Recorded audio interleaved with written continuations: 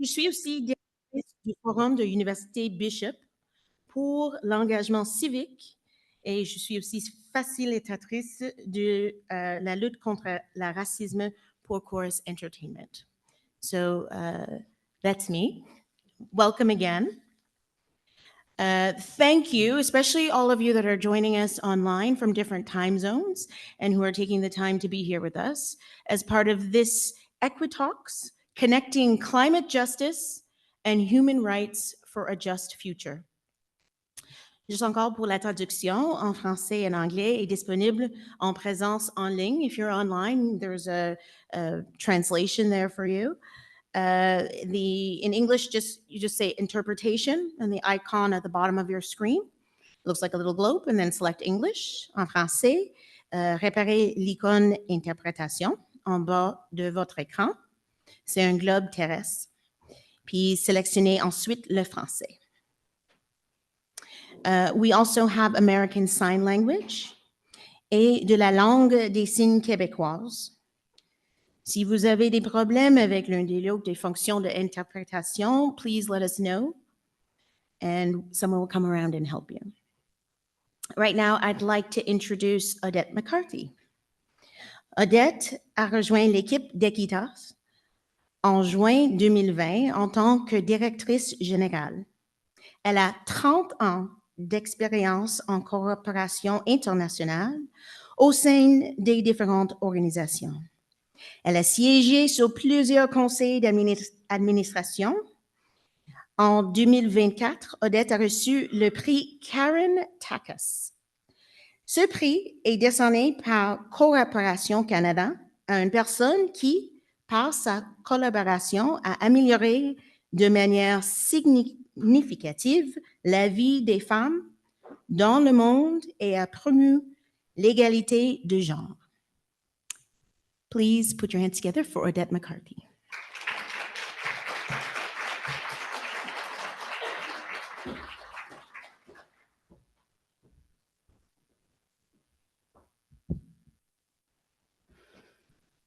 Merci. Nous sommes témoins ce soir du pouvoir de travail collectif. Je veux d'abord reconnaître la terre sur laquelle nous nous trouvons. Reconnaître le territoire est bien plus qu'un geste symbolique. C'est un acte de gratitude et d'engagement envers les peuples autochtones qui ont habité, protégé et travaillé cette terre depuis des temps immémoriaux. C'est aussi un rappel essentiel de notre devoir collectif de réconciliation et de justice. En tant qu'organisation active à l'échelle mondiale, Equitas reconnaît et affirme les droits des peuples autochtones partout dans le monde. Nous nous engageons à promouvoir et à soutenir l'autodétermination et les droits humains des premiers peuples. Ce soir, prenons un instant pour reconnaître que nous réunissons sur les territoires autochtones non cédés de Kahnawake, Mohawk, à Jakaké, Montréal. Il y a des centaines d'années, ces terres ont été un lieu de rencontre, d'échange et de dialogue dans un esprit de paix et de respect. Et c'est exactement ce que nous faisons aujourd'hui. Rassemblés ici, venant des quatre coins du monde, unis par cette même volonté de bâtir un avenir plus juste, plus équitable. Nous sommes ici pour apprendre et pour affirmer notre devoir envers les droits humains et notre responsabilité les uns envers les autres. Equitas, International Center for Human Rights Education, is a recognized global leader with 57 years of experience in human rights education. At our very core, we believe in a simple but powerful truth. The vast majority of people, no matter their position, no matter their identity, no matter their suffering or their responsibility, value fairness and equality. Now, in the midst of very disruptive changes geopolitically that are happening worldwide, this is a time to make those values undeniable, to bring them into action. Educating, at its simplest, about the importance of human rights helps build a shared language of justice and dignity. At Equitas, we understand that having hard and difficult conversations centered on human rights for all leads to dialogue, action, and meaningful change. And that's why we work alongside dozens of partners to foster these critical conversations. We listen, we learn, and we take action to reduce the inequalities that persist in our societies. Raising awareness is fundamental to our mission, and tonight's Equitalks offers a unique opportunity to engage with distinguished speakers who will explore the very powerful intersection between human rights and the right to a healthy environment. These are not separate issues. Our shared future depends on recognizing their deep interconnection. We're honored to host this event with human rights defenders and artists who will shed light on both the challenges and the opportunities at the crossroads of human rights and environmental protection. Their insights will remind us of an urgent truth. We must move beyond the artificial separation between human rights and nature and recognize that protecting people and protecting the planet are one and the same. Nous avons commencé cette soirée en reconnaissant le territoire sur lequel nous nous trouvons. Cette reconnaissance nous invite à la réflexion. Et en ce mois de février, mois de l'histoire des Noirs au Canada, cette réflexion prend une dimension encore plus profonde. C'est un moment pour honorer et célébrer les contributions inestimables des communautés noires à notre société. À travers le pays, des événements rendent hommage aux innovateurs, aux personnes bâtisseuses et défenseurs de droits qui continuent de façonner notre monde. Cet événement ne serait pas possible sans vous, votre présence ici, en ligne, ainsi que celle des centaines de personnes qui nous rejoignent. Ça donne un sens à cette soirée. Se rassembler, c'est plus qu'un moment de réflexion, c'est une force qui nous permet de continuer d'agir. Ce soir, en apprenant ensemble, nous posons des bases d'action concrètes pour un avenir plus juste et équitable, fondé sur le respect du droit international et la reddition des comptes. Un immense merci à Affaires mondiales Canada, ainsi que nos généreux commanditaires, TD, Prêt à agir, T-Force et Bell, qui nous accueillent aujourd'hui chaleureusement dans leurs locaux et rendent cet échange possible. Fait que merci, puis sur ça, je vous souhaite une excellente soirée. Merci.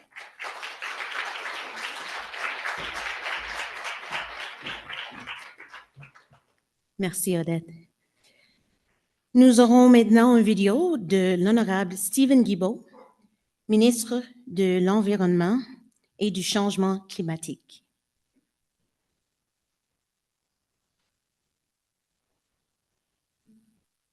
Bonjour tout le monde, très heureux d'être avec vous, ne serait-ce que virtuellement, à cet événement d'Equitalks qui s'intitule « Relier la justice climatique et les droits humains pour un avenir juste », un sujet qui est très important à l'intersection de la lutte au changement climatique et des droits de la personne. Un sujet qui m'intéresse beaucoup. Dans mon premier livre, il y a plus d'une décennie de ça, je parlais justement de la question de la justice climatique. Il ne faut pas, pourquoi est-ce que nous sommes dans cette situation, les changements climatiques, les impacts des changements climatiques, c'est largement dû à un problème d'injustice planétaire qui perdure depuis très longtemps sur l'utilisation des ressources, sur la distribution de la richesse. Alors, nos solutions doivent être incarnées dans les droits de la personne, dans une transition juste, dans le droit des peuples autochtones. Et je pense que l'événement aujourd'hui va permettre d'explorer ces différentes dimensions-là. Je pense que c'est un travail ensemble, gouvernement, ONG, experts dans le domaine du droit peuple autochtone, qu'on va réussir à faire de meilleures politiques publiques et qu'on va réussir à trouver des solutions à ces problèmes-là qui sont des problèmes très importants.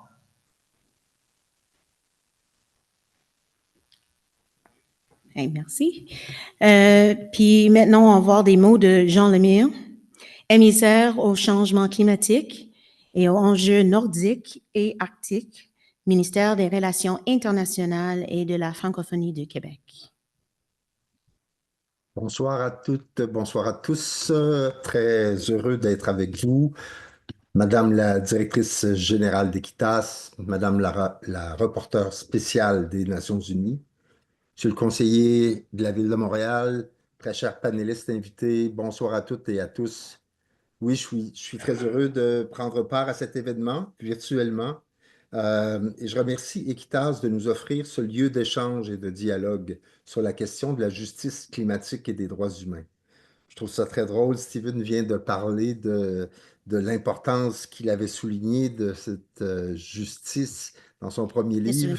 is going to join us here live in person, but he will be on the screen shortly.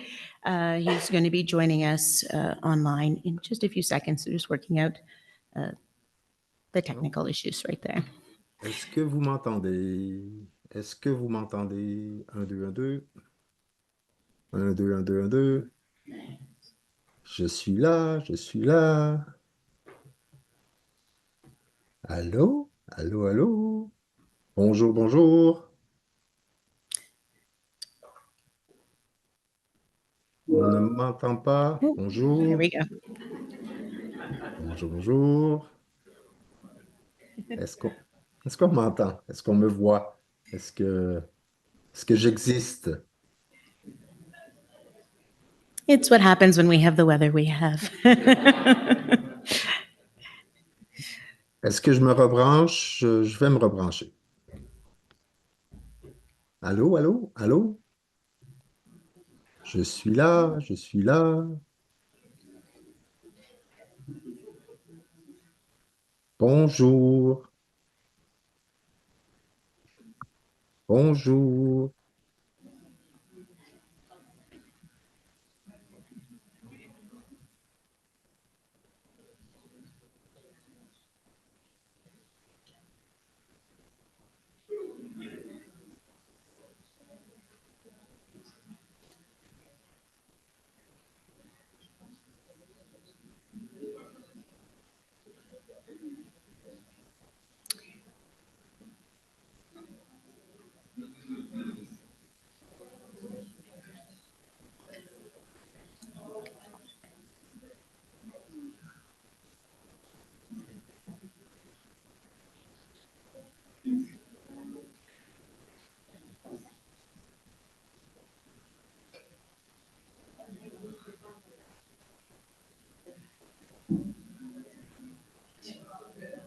Oh, there he is.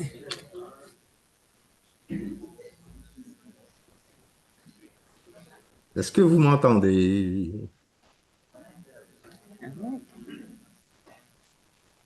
Est-ce que vous m'entendez? Ah!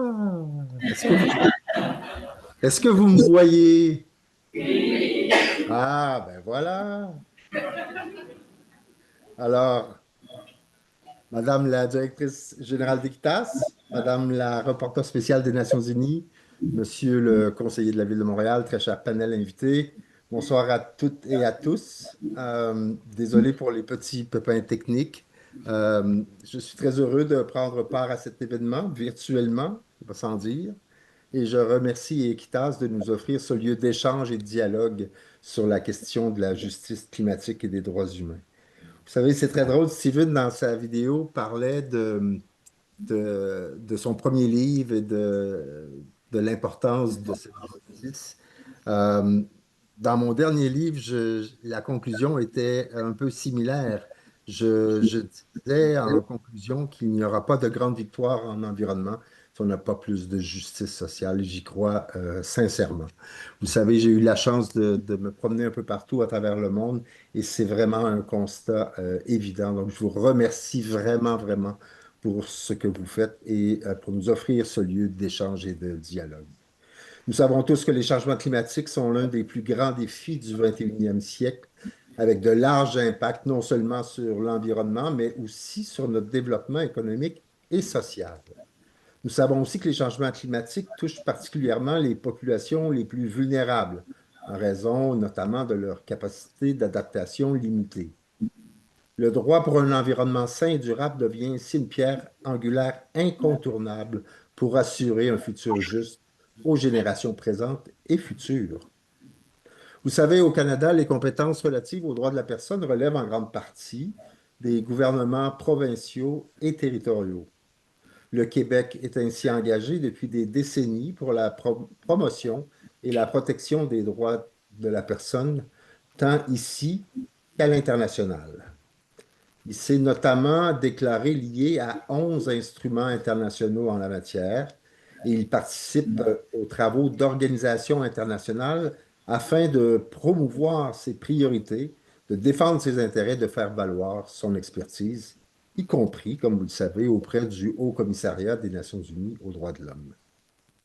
Le Québec célèbre par ailleurs cette année le 50e anniversaire de l'adoption de sa Charte des droits et libertés de la personne, largement inspirée des principaux instruments internationaux en matière de droits de la personne, dont évidemment la Déclaration universelle des droits de l'homme.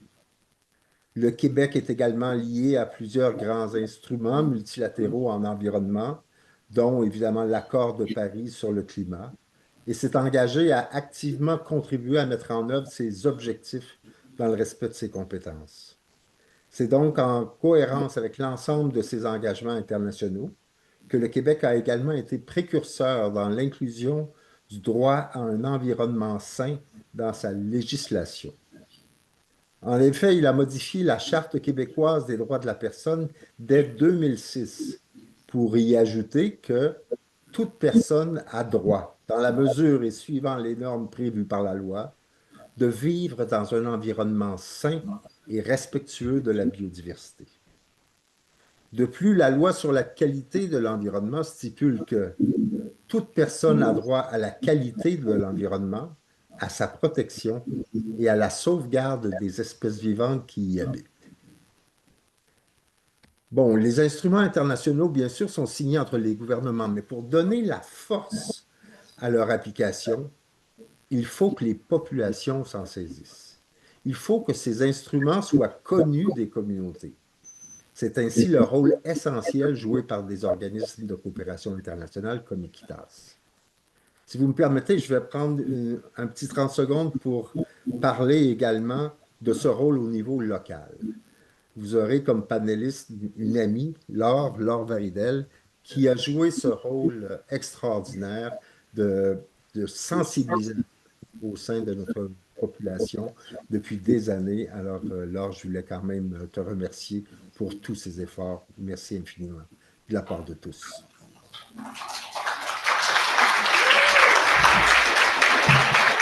Merci, M. Lemierre. Je vais juste terminer en vous disant, vous le savez, on a plusieurs programmes. Par exemple, le programme Québec sans frontières, le PCC, le programme de coopération climatique internationale que le Québec a mis en place, qui a d'ailleurs gagné le prix de l'ONU en action climatique. Ces programmes sont essentiels et ils ont un point en commun qui est formidable, c'est qu'ils travaillent en partenariat avec des organisations locales pour les aider à réduire leurs émissions ou à s'adapter aux impacts des changements climatiques. Vraiment, c'est le cœur et je tiens à le souligner parce qu'on doit écouter les priorités des populations locales si on veut bien les aider. C'est une condition essentielle pour contribuer à la construction d'un monde juste et durable, selon moi. La justice climatique vise à placer l'équité et les droits de la personne au cœur des décisions et des actions en matière de changement climatique. Les efforts gouvernementaux, c'est une chose, mais ceux des organismes de coopération internationale pour renforcer cette justice climatique et promouvoir un droit à un environnement sain et durable sont parfaitement complémentaires et ils se renforcent. Nous devons absolument continuer de travailler ensemble. Je remercie Equitas pour contribuer à cette mobilisation. Plus que jamais, dans le contexte géopolitique actuel, nous avons besoin de nous unir, de faire front commun pour faire face au vent contraire. Alors, je vous remercie encore une fois pour votre travail si précieux qui amène un aspect humain si important dans le maelstrom économique et politique actuel. Je vous souhaite une très belle soirée et des échanges très enrichissants. Merci à toutes et à tous. Merci encore, M. Lemierre. Merci. Maintenant, on va avoir des mots de Alex Norris, here in the flesh. De la Ville de Montréal, M. Norris est conseiller associé au comité exécutif Grand Parc et le Montréal est conseiller de la Ville de l'arrondissement de Plateau-Montréal. Ouais.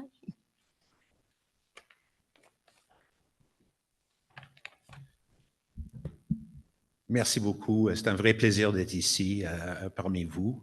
Je suis très, très heureux de prendre la parole à l'ouverture de cet événement qui relie justice climatique et droits humains. Je tiens tout d'abord à souligner l'engagement de tous les gens qui ont organisé cet événement, en particulier les équipes d'Equitas, qui appuient les sociétés civiles ici et ailleurs pour revendiquer la justice et les droits les plus légitimes qui soient. Oui, les changements climatiques sont directement liés au respect des droits de la personne. On sait, par exemple, que les tempêtes et les températures extrêmes ont pour effet d'isoler et de nuire davantage aux plus démunis. Ce sont des événements qui augmentent les inégalités à l'égard des femmes, des aînés, des personnes vivant avec des limitations fonctionnelles, des personnes immigrantes et racisées. Et que dire des enfants qui subissent les effets collatéraux des comportements adultes néfastes et des changements climatiques? Les valeurs de justice sociale et des droits humains sont le socle d'une société de droit comme la nôtre. Ce sont des valeurs qui doivent nous guider face aux défis posés par les changements climatiques. Je tiens à vous dire que la Ville de Montréal partage d'emblée les valeurs de justice sociale, d'équité, d'égalité et de respect. La Ville agit tous les jours pour améliorer l'harmonie dans l'espace public. Ce sont des valeurs qui sont à la base même du développement de la métropole. Ce sont des valeurs portées par la Charte montréalaise des droits et des responsabilités. Les valeurs de cette charte, on l'incarne au quotidien dans toute la ville, que ce soit dans la lutte contre l'itinérance, dans nos actions face à la crise de l'habitation, dans notre lutte contre la discrimination systémique, dans le déploiement de notre indice d'équité des milieux de vie, dans la mise en œuvre de notre nouvelle approche de quartier inclusif et résilient qu'on appelle QIR, qui consiste à s'assurer que les personnes vulnérables aient accès à un environnement sain. La Ville de Montréal est résolument déterminée à ne laisser personne derrière, à renforcer la solidarité et la résilience au sein de la communauté. Devant les changements climatiques, on a commencé à déployer des actions concrètes. En 2020, on a ouvert le Bureau de la transition écologique et de la résilience, constitué d'une équipe experte et dédiée. Ces professionnels ont la responsabilité, avec d'autres services de la Ville et des partenaires du milieu, d'adapter notre territoire afin d'être plus résilient face aux changements climatiques. Les exemples de nos actions sont nombreux. On a multiplié de nouveaux parcs éponges pour réduire les impacts des inondations qui affectent de plus en plus nos infrastructures et les résidences des Montréalais et des Montréalaises. On poursuit aussi pour objectif de planter 1 demi-million d'arbres d'ici 2030, en priorité dans les secteurs les plus vulnérables de Montréal. On élargit notre réseau de milieux naturels protégés afin de réduire les îlots de chaleur, d'augmenter la résilience des communautés et d'améliorer l'équité territoriale en matière de verdissement. Nous avons ajouté plusieurs voies réservées pour autobus pour augmenter la compétitivité et l'attractivité des transports en commun pour les déplacements des Montréalais et des Montréalaises. Et on est en train de créer un vaste réseau de pistes cyclables, le réseau Express Vélo, qui permettront aux gens partout à Montréal d'avoir une autre alternative sécuritaire à la voiture pour se déplacer d'un quartier à l'autre. Dans mon arrondissement, ce sont 8 parcs où on a enlevé des rues, enlevé des stationnements au complet pour agrandir les parcs. Et si ces gestes posent parfois, créent des controverses, on a vu avec l'expérience que personne ne voudrait revenir en arrière une fois ces changements implantés. Et les gens sont nombreux à demander plus encore. Avec les millions de déplacements à vélo sur le rêve Saint-Denis, est-ce qu'il y a vraiment des gens qui iraient en arrière après tout ce qu'on a vu, tous les progrès qu'on a réalisés à Montréal? C'était une autoroute à 4 voies qui est devenue un milieu de vie paisible et agréable à fréquenter. Le nombre de commerces a atteint un niveau inégalé. Le taux d'inoccupation a baissé depuis, malgré tous les pronostics négatifs qu'on entendait dans les médias. C'est une réussite qui est applaudie à travers le Québec et en Amérique du Nord, et nous en sommes très fiers.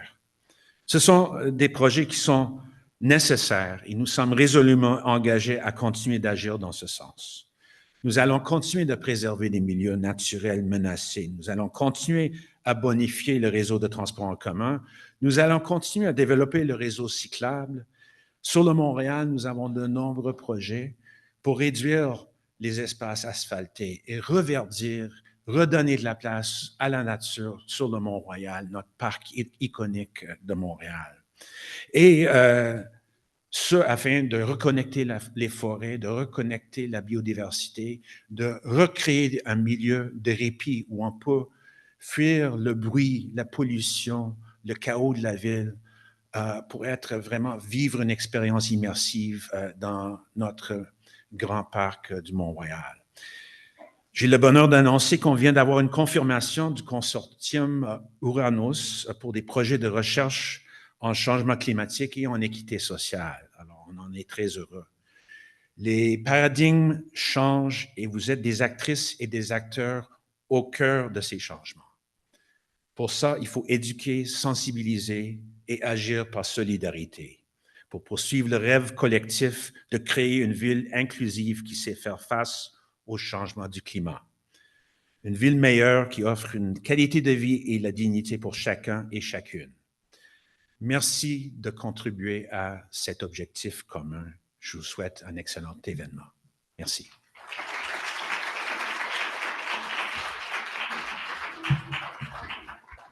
Merci.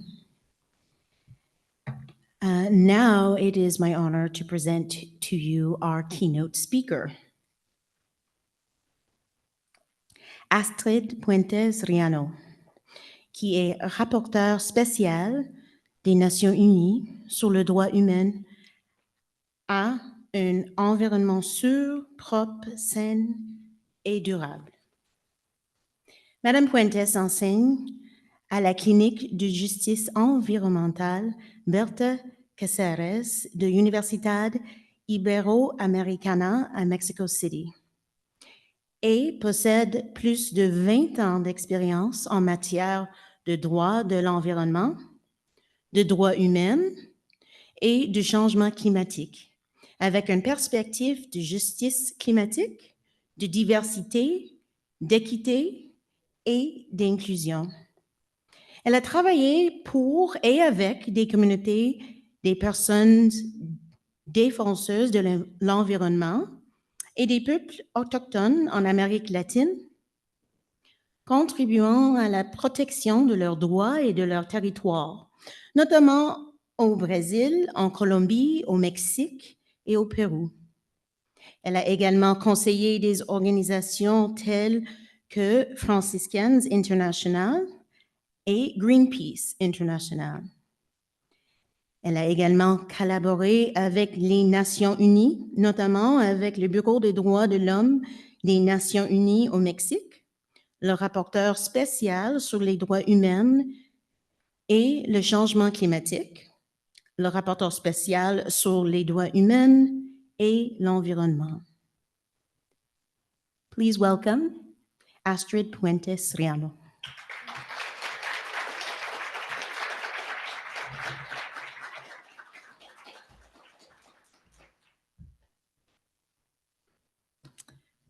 Merci beaucoup. Thank you very much.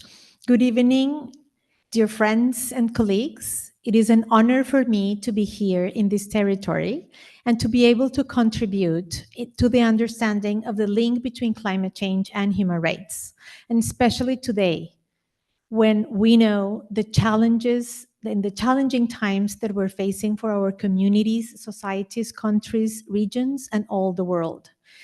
And it is exactly now that it is vital for us all to use our creativity, our talents, the potential, and the fierce love to embrace the despair, uncertainty, and the fear that we may be feeling today, and find inspiration and energy towards advancing the required solutions that are essential for us to bring light and leadership for our communities today.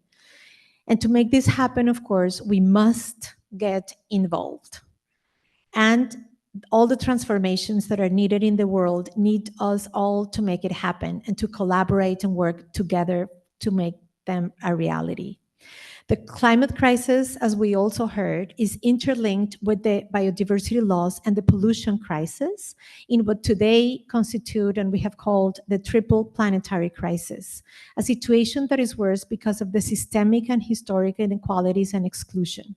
Scientific evidence shows what we have seen, and we can all also see only by looking outside our windows or reading the news or listening to others, that the impacts for climate change and from climate change are real and present everywhere, from floods, droughts, bushfires, to sea level rise, worsening air quality, disappearing of species, among other many impacts. And the climate crisis is also a human rights crisis. There are a lot of reasons for that, and I want to highlight two. First of all, because when we talk about the climate crisis, we also talk about inequalities. The IPCC, the Intergovernmental Panel on Climate Change, has concluded that only 10% of the population worldwide is responsible for over 50% of climate emissions globally. And in fact, only 1% of the population worldwide produces about a fourth of those emissions. So climate change is directly linked to inequalities and overconsumption. And at the same time, 50% of population globally is responsible for about 10% of global emissions. And they are also the ones that are suffering most of the impacts today from this crisis, while having less responsibility in creating it. Clearly, when we talk about the climate crisis, we also need to understand the differentiated impacts that marginalized people, groups, and communities face, including indigenous peoples, children, youth, women, LGBTQ people, people in poverty, coastal communities, peasants, and other communities everywhere. And what do we mean about the differentiated impacts? Well, while it means that while we all face and have to live through climate impacts, we don't live them in the same way. Not everyone is in the same ship. Some are in kayaks or canoes. Others are holding strongly to felling trunks from trees, while others are in yachts, big ships, or even cruises, with everything that that implies.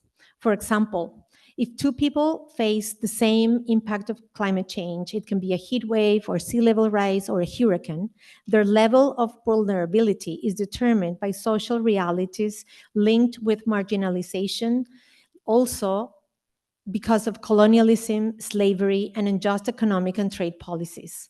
All this determines basic situations and the challenges that a person can have, including adequate access to information, healthcare, or even insurance. Examples of climate impacts are many, and I want to highlight a few. In Tabasco, in Mexico, sea level rise is already forcing communities from El Bosque to leave their lands and lose not only their lands, but also access to education and even have impacts on their mental health.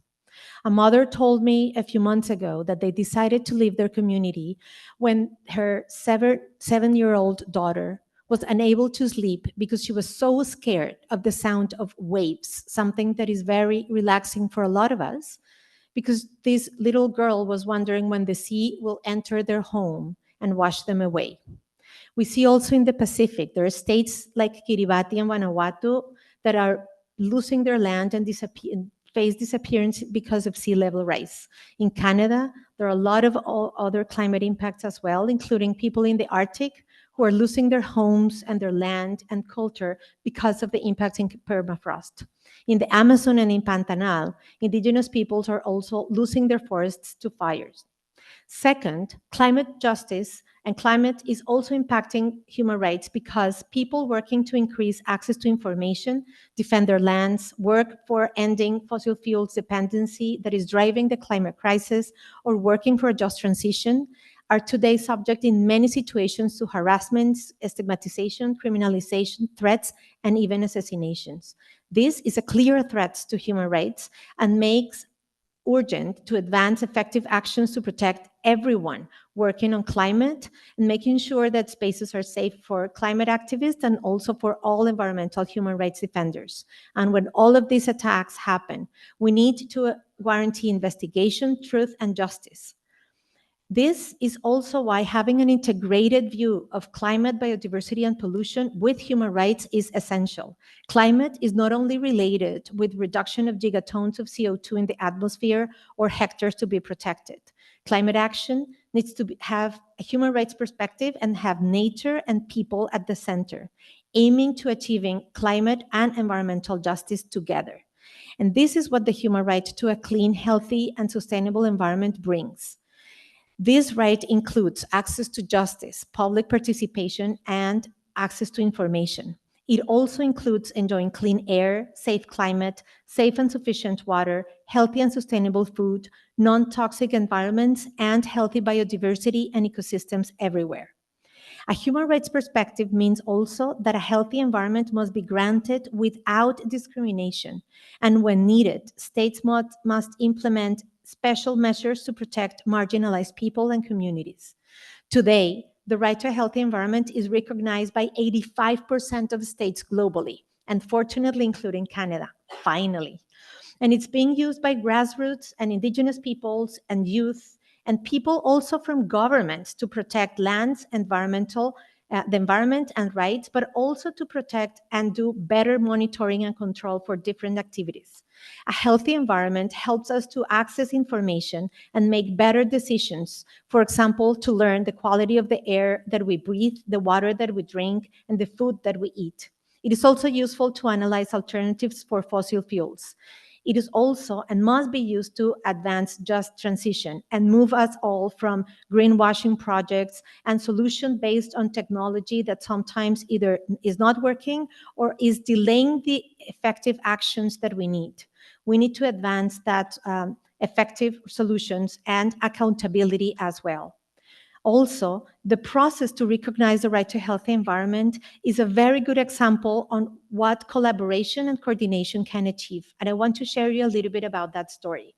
Because in that sense and together, many of us made possible what seemed impossible. In 2018, when John Knox, the first special rapporteur on the right to a healthy environment, ended his mandate, recommended the UN to recognize the right to a healthy environment as a human right. Then Dr. Boyd, my predecessor, shared this recommendation and decided to prioritize it. A group of states led by Costa Rica and Slovenia determined to move these initiatives and started to work on towards that. And many states already, even though they recognize this right, were some supporting, but there was also opposition. The recognition of the right to a healthy environment at the UN was fundamental for many people in the ground and for civil society organizations, indigenous peoples, faith-based organizations, social movements, and local communities from all regions in the world joined and sent together a global call to states in a letter that was signed by thousands of these organizations. This call also inspired that 15 UN agencies joined to support the recognition of the right to a healthy environment, and even businesses also joined because it is a good business to have the right to a healthy environment recognized. Because of all of this collaboration, in October 2021, the Human Rights Council finally recognized the right to a healthy environment in a resolution that recommended the UN General Assembly to follow through. And in July 2021, the right to a healthy environment was recognized by the General Assembly in a resolution with a historic vote of 161 votes in favor, 0 against, and only 8 abstentions. The collective and collaborative work was such that the Global Call was awarded with the UN Human Rights Prize in December 2023, highlighting the efforts as an example of a collective action that we must be part of, and how these kinds of changes are possible in the world, because no single state, organization, or government will save us. We know that. But together we will be able to advance the transformation needed, and collectively, like those who wrote the UN Declaration on Human Rights did, including Mr. John Peters Humphrey 76 years ago. And maybe some of you have thought that working for the environment and climate doesn't make sense, or doesn't solve anything, or is worthless. But I also want to share a story with you, the hummingbird story that Professor Wangari Maathai used to tell, and that probably a lot of you have heard of. There was a fire in a huge forest, and all animals came out in panic as they watched the forest burning, feeling overwhelmed and powerless, except this little hummingbird, who said, "I'm going to do something about the fire." So the hummingbird flew to the nearest stream and took a drop of water, put it on the fire, and went up and down, up and down, up and down, as fast as she could. Meanwhile, other animals, much bigger, like the elephant with a big trunk that could bring much, much water, were standing helpless, saying to the hummingbird, "What do you think you can do? You're too little. The fire is too big. Your wings are too little, and your beak is so small that you can only bring a small drop of water at a time." As they continue discouraging the hummingbird, it turns to them without wasting any time and tells them, "I'm doing the best that I can." And that, to me, is what all of us should do. Today, we can and we must get involved and do everything that we can, because even if it seems that it's not important, I can assure you that it is. And a lot of the actions that we're doing are making a huge difference, because our actions can, in addition to build transformation, can bring something that is more important, that is inspiration to others, that together we will be able to stop the fire and improve our present, and offering a better future for future generations to come. Thank you very much. Merci.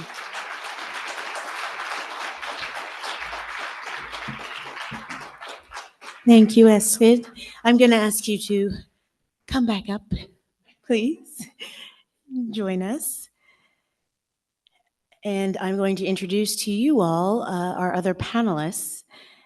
First is Laure Waridel, qui est docteur, éco-sociologue et professeur associé à l'Institut des sciences environnementales de l'UQAM. Elle est cofondatrice d'Équiterre, co-auteure du Pacte pour la transition et instigatrice, du mouvement Mères au front.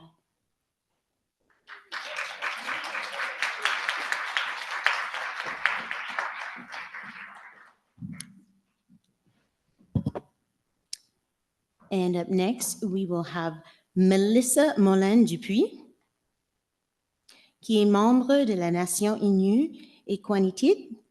Melissa Mollin-Dupuis est une animatrice militante autochtone, environnementaliste, comédienne, réalisatrice et maman de 2 jeunes enfants. Elle anime présentement, entre autres, l'émission Quickway à la chaîne ICI Première de Radio-Canada.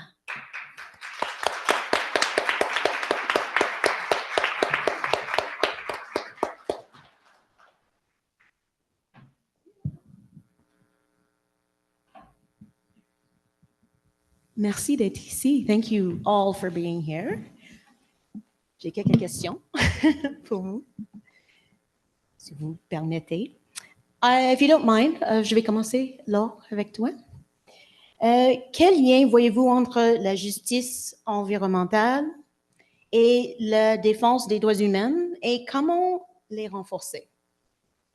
D'abord, bonsoir à tous et à toutes. Puis avant de répondre à la question, je veux juste dire merci. Merci à Equitas d'organiser une telle soirée qui nous permet de créer des liens importants entre en différents milieux, aux organisateurs, organisatrices. Et merci à vous, Astrid, d'être ici, d'être venue de loin pour réactiver notre fibre et dire aux éléphants entre nous et aux tigres entre nous de venir vous joindre, de joindre à tous les colibris qui essayent de passer à l'action avec cœur et rigueur.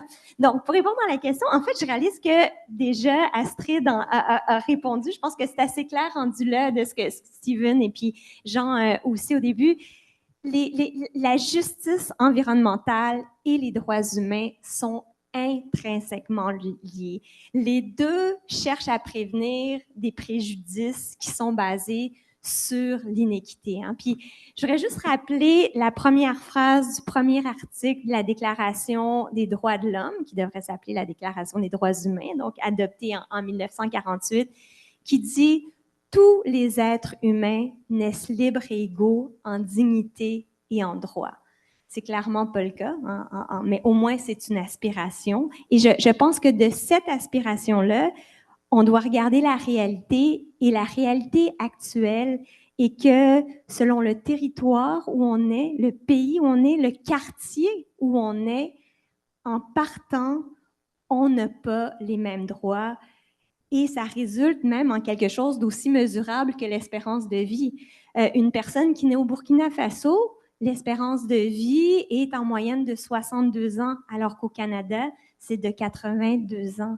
Parce que là où on est, au-delà du pays, la famille où on est, le village où on est, le pays où on est, détermine la qualité de notre environnement parce qu'on est l'air qu'on respire, parce qu'on est l'eau qu'on boit, parce qu'on est la terre qui nous nourrit, bien, ça détermine ce qu'on est. Notre environnement nous construit, nous détermine, puis ça c'est sans parler de notre environnement évidemment économique et social. Donc, c'est clairement lié.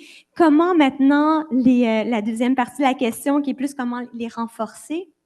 Vous en avez parlé un petit peu, Astrid aussi. C'est clair que ça prend des politiques publiques. Le hic, c'est que les politiques publiques et les lois et le financement, toutes ces décisions politiques-là, elles n'ont pas cours en faveur des droits humains, de la justice environnementale, s'il n'y a pas des citoyens qui l'exigent. Puis pour que les citoyens l'exigent, bien, ça prend des gens qui sont informés, qui sont formés, qui comprennent les liens entre toutes ces dynamiques-là et comment le respect des droits humains et du droit de l'environnement des autres personnes sont aussi bénéfiques pour eux.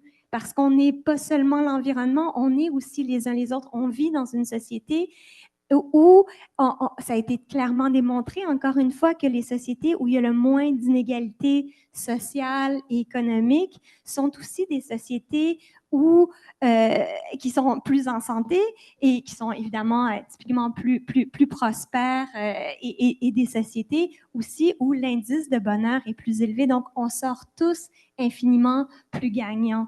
Puis après ça, un coup qu'on a les politiques publiques, ça prend aussi, évidemment, vous l'avez aussi mentionné, l'accès à la justice est fondamental, l'accès à l'information même, parce que si on n'a pas accès, et ça c'est un enjeu même au Québec, je pense à Rouyn-Noranda aussi, avoir accès aux produits toxiques qui sont brûlés dans les cheminées qui contaminent notre air, on ne sait pas après qu'est-ce qui doit être étudié, qu'est-ce qui doit être réglementé pour ensuite avoir l'accès à la justice. Mais tous ces enjeux-là sont en fait très interconnectés. Oui, merci.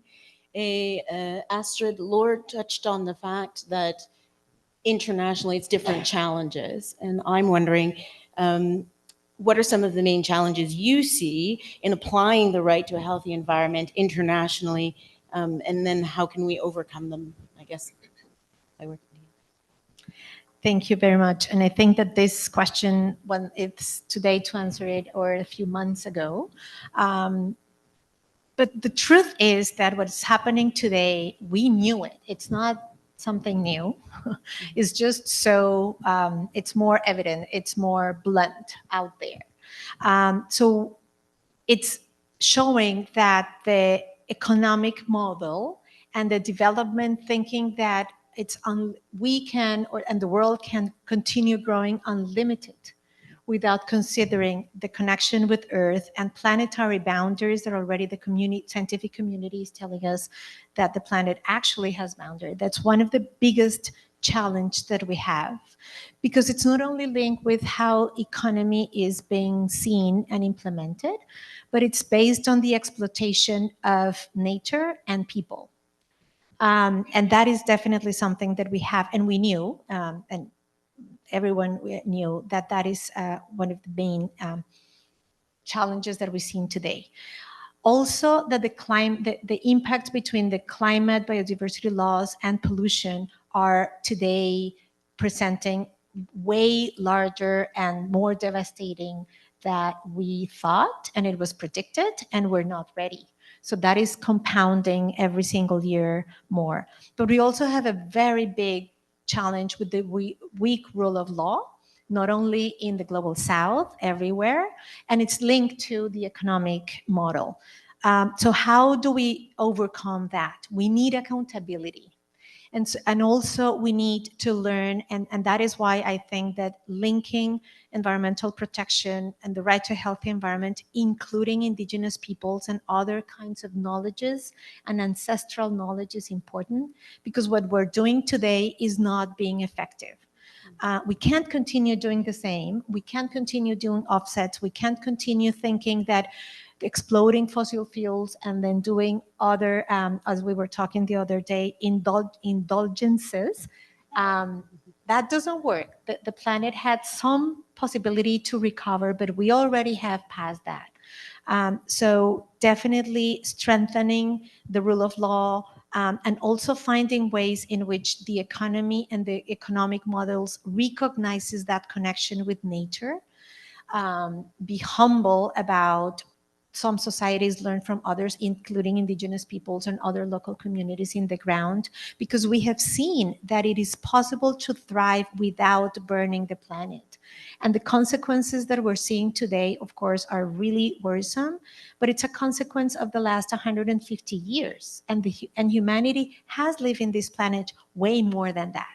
So definitely connecting there, implementing existing and improving legal works, and have a holistic perspective, a more diverse perspective of how we connect, humanity connects with nature, and that our transportation systems, economy, food systems, clothing respects and is considering the planetary boundaries. Thank you. Lisa, vous avez entendu la réponse d'Astrid, puis elle expliquait l'importance d'avoir la voix autochtone, puis comment les savoirs autochtones peuvent-ils enrichir les approches environnementales et promouvoir une justice climatique équitable. Est-ce qu'on a une semaine? Ouais. Écoutez, déjà, je suis chanceuse que vous avez mis la table super bien, parce que moi, ça fait depuis 2012, avec Idle No More, je mobilise pour les droits humains autochtones, parce que c'était un enjeu qui me touchait personnellement. J'ai eu la chance, en 2017, de recevoir un prix majeur, qui était le prix d'ambassadeur de la conscience d'Amnesty International. Puis on l'avait reçu, Widia, moi, puis d'autres mobilisateurs autochtones, avec Alicia Keys. On était en sandwich entre Malala et Kaepernick. C'était comme, ouais! C'était pour le travail de droits humains des communautés autochtones. Mais moi, j'ai dit, qu'est-ce que je peux faire avec ce prix-là? Je me suis dit, est-ce que je continue juste à parler de droits humains? Puis j'ai dit, c'est quoi la base de tous ces droits humains-là? C'est l'environnement. Sans l'environnement, les droits humains, c'est la première chose qui disparaît. On l'a vu justement avec la fonderie Horn. On le voit présentement aux États-Unis. On l'a vu justement dans d'autres pays. Aussitôt que quelqu'un veut la terre des peuples autochtones, la première chose qui disparaît après ces terres-là, c'est les droits humains de ces peuples-là. Donc, une symbolique qui était très importante pour moi, une des dernières personnes à avoir reçu ce prix-là, c'était Greta Thunberg en 2019. Puis elle était venue ici à Montréal, on a eu l'honneur de marcher avec elle. Je pense que tu m'avais vu, j'étais c'est tellement magnifique. On est unis, 500 000 personnes dans la rue. Et une des raisons pourquoi on n'entend plus parler de Greta en ce moment dans les médias, moi j'ai mis la faute sur deux choses. Premièrement, elle a tellement bien prouvé ce qu'elle disait, elle a été exemplaire, elle a traversé en bateau à voile, elle a pris des chars électriques, tout le monde essayait de la voir trébucher. Et elle ne l'a pas fait parce qu'elle était restée très grassroots. Et la deuxième raison, c'est parce qu'elle s'est mise à parler de droits humains. Tant qu'elle parlait des pingouins, des arbres, des changements climatiques, c'était correct. Mais là, quand elle s'est mise à parler des droits humains, là, c'est des vérités qu'on ne voulait pas entendre. Comme personne autochtone, c'est souvent le mélange entre les droits humains et les luttes environnementales qu'on veut le moins entendre. On entend beaucoup parler quand on veut parler de la nature, quand on a l'air des gens très spirituels comme personnes autochtones. Là, on aime ça nous entendre. On a l'air quasiment comme des genre, on va entendre des flûtes de pan dans le background, mais quand on parle de droits humains, de justice, ce qui arrive souvent, c'est qu'il y a la solidarité aussi entre les peuples qui souffrent. Donc, ce que j'ai vu, c'est que justement, la première chose qui disparaît, c'est les droits humains, mais les autres droits humains s'accumulent. Et en ce moment, on voit la diminution des droits humains au sud des États-Unis, puis on pourrait le voir comme une folie humaine, on pourrait le voir comme un clown orange qui décide pour tout le monde, mais c'est pas ça. C'est vraiment une lutte pour la prise des ressources, pour la prise de pouvoir. Fait qu'on voit même à travers nos propres luttes une désolidarisation. On voit des personnes de même background social, ethnique, parce qu'on s'entend que c'est des créations qui ont été mises pour faire des luttes de pouvoir, mais maintenant, c'est les classes économiques qui se rajoutent là-dessus. Fait que c'est comme, au lieu d'être juste à la verticale, maintenant, c'est aussi à l'horizontale. Et là, comment on fait pour avoir ces solidarités-là? Ça va être une nouvelle discussion. Parce qu'il ne faut pas se tromper.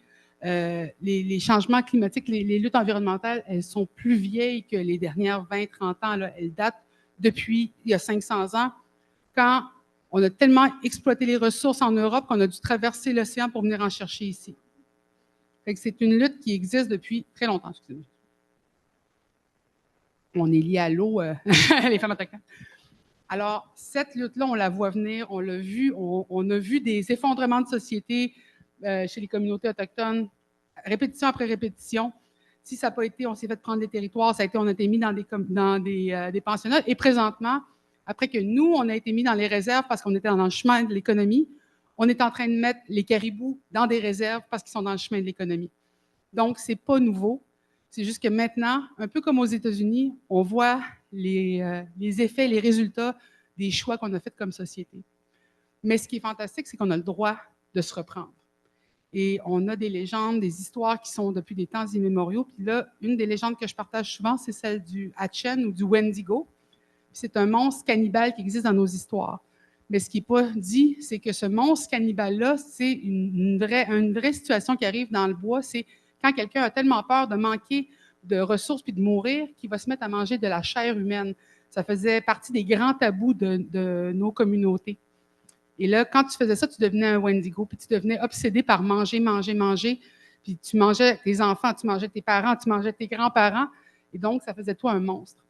Aujourd'hui, on vit une économie de Wendigo. On est en train de manger les ressources de nos enfants. Les 7 futures générations, est-ce que vous êtes capable de les imaginer? Moi, j'ai de la misère à avoir 3 générations en face de moi. Donc, on est en train d'avoir cette maladie-là, ce Wendigo-là, et je pense que j'inclus aussi les communautés autochtones parce que c'est quelque chose qui est devenu contagieux. On peut revenir du Wendigo, c'est ça qui est fantastique parce que c'est pas tout noir ou blanc, c'est pas à propos du péché, l'enfer et le paradis, c'est aussi des choix qu'on peut faire.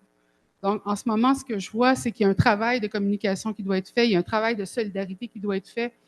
Je sais qu'on questionne souvent les femmes présentement aux États-Unis, les femmes afrodescendantes, pourquoi elles ne sont pas dans la rue? Parce qu'elles ont, à 92% dit « Votez pas pour ce gars-là », et les gens ont voté pour ce gars-là. Donc, présentement, elles vont se protéger, conserver leur corps, conserver leur santé mentale, santé physique, et c'est maintenant le temps des autres communautés d'agir et de mettre aussi leur corps sur la ligne, parce qu'elles l'ont fait depuis des années. Elles ont fait avancer des droits humains incroyables. Mais là, en ce moment, il y a un choix qui doit être fait. C'est des femmes, souvent, qui vont se mettre au-devant. Mais là aussi, il y a les hommes qui doivent se mettre au-devant. Et ce qui est très difficile, c'est que toute la société a été construite pour que les hommes l'aiment, cette société. Et c'est très dur de faire la solidarité aussi entre femmes de classes différentes, hommes de classes différentes, les sociétés qui n'ont pas eu les mêmes histoires. Mais on le voit présentement, on est en train d'avoir une mentalité de cannibale parce que si on arrêtait d'utiliser des pailles en plastique parce qu'on l'a vu dans le nez d'une tortue, pourquoi on n'a pas réagi quand on a vu tout ce qu'on voit depuis 400 jours en Palestine? Puis moi, je me pose cette question-là, c'est parce qu'on a besoin de ressources, on a peur de perdre des ressources. Ça ne nous coûte rien de sauver des tortues, mais ça va nous coûter quelque chose de sauver des humains. Pour moi, c'est une question de solidarité. Si on veut et sauver le territoire, et pas laisser une gang de Hatchen d'un bord puis une gang de personnes qui vont avoir changé de l'autre, mais pour qu'on puisse tous s'inclure dans cette solution vers le futur.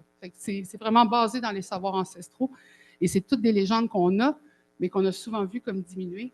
Et maintenant, de plus en plus, les milieux reconnaissent les savoirs ancestraux comme des sciences qui ont habité le territoire depuis des temps immémoriaux et qui, eux, ont fait que nous, on n'a pas eu besoin de traverser l'océan pour aller chercher des ressources ailleurs. Merci. Excusez-moi, je parle longtemps, mais il fallait que ça se construise. C'est une grande question. Vous avez mentionné plusieurs fois la solidarité, plusieurs fois. Puis Laure, comment est-ce qu'on mobilise efficacement les citoyens pour participer activement dans ce lutte? Je pense qu'il y a plein de manières de mobiliser, mais clairement, en fait, le constat qu'on fait, c'est que ce qu'on a essayé de faire jusqu'à maintenant n'a pas suffi parce qu'on est resté dans un paradigme économique dominant qui carbure à l'exploitation environnementale autant que sociale. Puis on a le très beau mot d'externalisation des coûts environnementaux et sociaux, mais c'est exactement ça qui fait en sorte que même quand on a des articles de loi qui visent à protéger, nous donner un droit à un environnement sain, bien, le droit au profit de certaines multinationales ou même juste de certains projets qui sont qui vont au-delà des limites des écosystèmes puis des besoins des gens passent. Donc là, il faut, je pense, qu'on aille qu'on think outside the box, comme on dit, puis on est allé beaucoup avec des arguments scientifiques en Occident. On a beaucoup essayé de parler à la tête et je pense qu'on n'a pas suffisamment touché le cœur des gens pour les mettre en action et leur faire réaliser que c'est d'eux aussi dont il est question. Et je pense que ce qui est en train de se passer aux États-Unis, ou peut-être que là, ils vont toucher le fond à certains niveaux, va peut-être faire en sorte qu'à un moment donné, on va rebondir. Parfois, les périodes de crise permettent ça. D'autres fois, on espérait ça de la COVID, puis malheureusement, à bien des égards, c'est pas arrivé. Donc, dans cette idée de recadrer l'urgence environnementale autour de ce qui touche les gens le plus, ben, moi, j'en suis venue à l'idée de pousser pour un mouvement qui va justement créer des solidarités entre des gens qui, normalement, ne sont pas solidaires. Puis qu'est-ce qui fait l'unanimité dans la société qu'on veut tous protéger et qui est en jeu avec la crise environnementale, mais aussi même avec la crise des droits humains? Ben, c'est nos enfants. Parce que quel que soit notre niveau de revenu, notre niveau d'éducation, qu'on soit de droite, de gauche, qu'on vive à la campagne, en ville, quelle que soit notre religion, notre couleur de peau, peu importe nos histoires, il y a un genre de consensus dans toutes les sociétés donc quelque chose qui transcende même dans les prisons. Hein, ceux qui ont fait du mal à des jeunes enfants passent un mauvais quart d'heure. Donc, de se rallier autour de ce qui nous unit, puis de faire de cet amour-là pour nos enfants et pour le vivant une arme de construction massive pour la suite du monde. Puis c'est ça qu'on a essayé de faire et qu'on essaie de faire avec le mouvement Mères au front qui a été initié il y a déjà bientôt 5 ans cette année, en fait. Il y a plusieurs Mères au front dans la salle d'ailleurs, ce mouvement décentralisé qui vise justement à créer de l'empowerment des femmes qui sont dans plein de milieux différents. Des femmes qui travaillent dans des grandes entreprises, qui travaillent dans le gouvernement, des femmes qui travaillent dans des écoles, des femmes qui sont à la retraite, des jeunes mamans. Donc, voir comment est-ce qu'on peut recréer ces solidarités-là, dénoncer, mais surtout proposer. Donc, une des choses qui incarne bien, je trouve, notre mouvement, c'est la chaise des générations. La première était, on a pris l'idée au maire de Québec, ça a été repris par Nathalie qui est là, de décorer des chaises avec les enfants et ensuite, avec les enfants, les amener autour des tables de décision. En ce moment, c'est beaucoup dans les municipalités pour avoir un rappel physique que toutes les décisions devraient être passées au crible de leur impact sur l'environnement parce que c'est l'impact sur nos enfants. ces deux enjeux-là sont intrinsèquement liés. Donc, voilà, c'est un peu, ça c'est un exemple qui se passe. Il y a une trentaine de groupes de mères au front. Il y a des groupes de mères et de scientifiques aussi qui s'unissent un peu partout. Mais je pense que le rôle de toucher le cœur, je pense que les artistes aussi ont un grand rôle à jouer dans le pacte pour la transition. Je pense que ce qui a fait qu'il y a eu plus de 250 000 personnes qui ont signé le pacte, qui se sont engagées, c'est aussi parce qu'il y avait des personnalités publiques, des artistes. Mais après, il faut que ça transcende dans absolument toutes les sphères de notre société, quel que soit notre métier, quelle que soit la place qu'on occupe. Si on veut changer les paradigmes, il faut qu'on réalise que, tu sais, il faut changer le monde, mais le monde, c'est nous, hein? On est cette première unité-là, puis que les changements législatifs, ils viennent pas s'il n'y a pas des pressions citoyennes, c'est pas des gens qui s'impliquent en politique, c'est pas des gens qui s'engagent concrètement au-delà du confort et de l'indifférence dans laquelle on peut avoir le goût de rester. C'est plus facile de regarder des séries Netflix que des fois participer à des réunions qui des fois semblent interminables. Puis, mais la démocratie, elle est là aussi. Puis là, on a un moment de l'histoire, j'en ai jamais, en tout cas moi de mon vécu, j'ai senti les fondements même, ce qui était moral ou immoral, devenir être chamboulé et beaucoup par la désinformation. Donc, je pense que nous tous, déjà juste de par les messages qu'on transmet, nos réactions, à ne pas laisser normaliser l'immoral. Je pense qu'il se passe en Palestine est un exemple à outrance, mais il y a tellement de choses qui se passent aux États-Unis. Là. C'est comme presque heure par heure, on pourrait, on a de quoi être scandalisé. Merci, Laure. And Astrid, you were hearing what she was saying.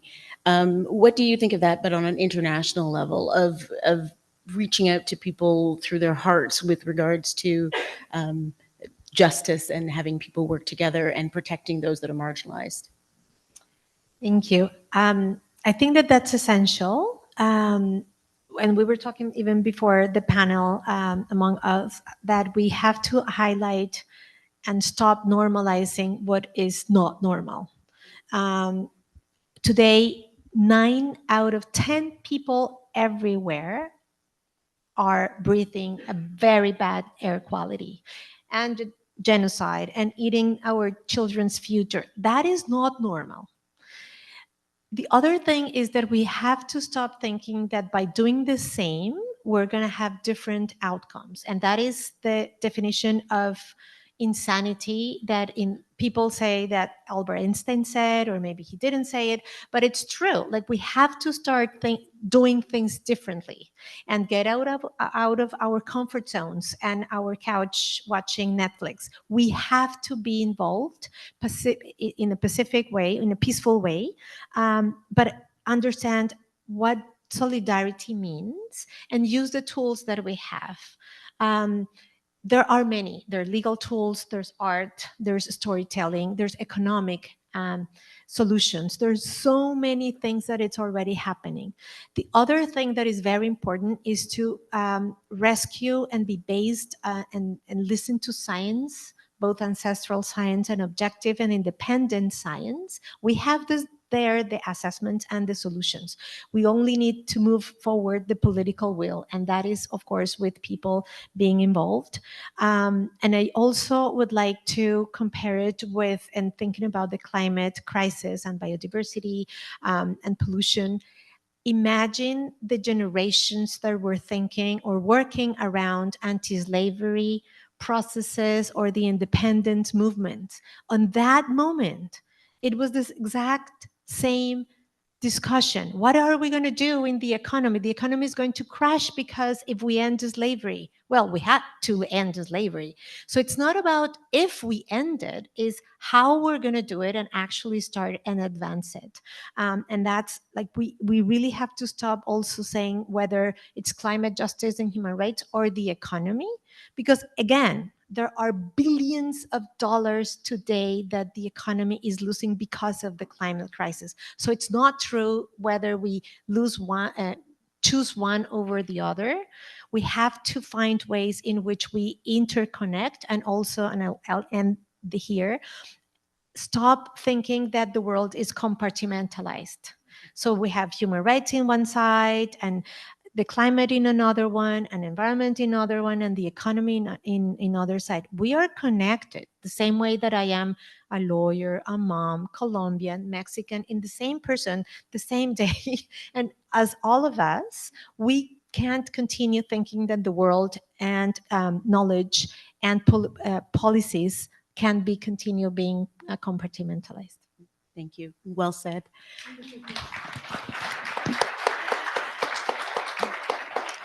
We're going to continue this discussion. On va continuer.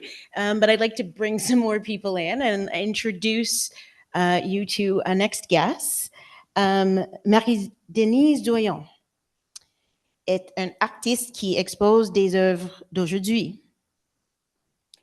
Elle est une artiste globe-trotteuse dont le parcours nomade de Port-au-Prince à Montréal, en passant par l'Afrique du Nord, a façonné une vision unique de l'art et de la résilience.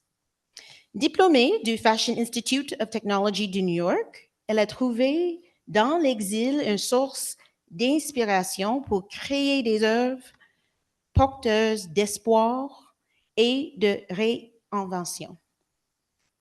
Marie-Denise.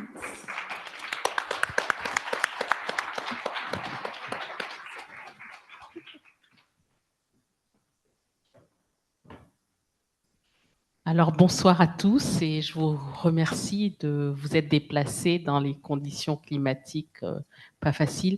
Vous savez, nous, les Caraïbéens, quand on arrive au Québec, c'est la première chose qui nous frappe. Alors, merci d'être là et merci aux panélistes et merci aux organisateurs.